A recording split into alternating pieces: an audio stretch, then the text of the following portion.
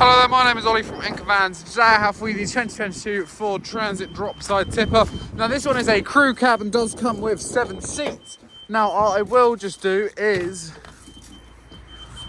well, if you can pull out the remote, what you can do is you can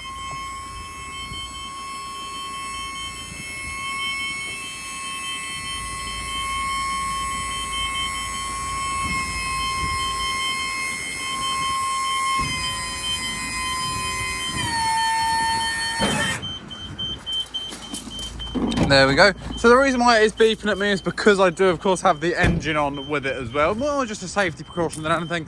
But as you can see, it does tip up very, very high.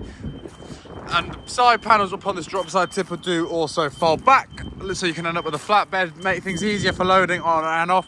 It does also come with a beacon. As well as that, obviously for driver convenience, this does come with heating, a 6-speed manual transmission, a radio, Bluetooth connectivity, air conditioning, etc. It does also come with about 23,000 miles upon the clock, and if you would like to find out more about it, then please do feel free to head over to our website anchorvans.co.uk or visit our site in Padworth where you can discover more about this vehicle.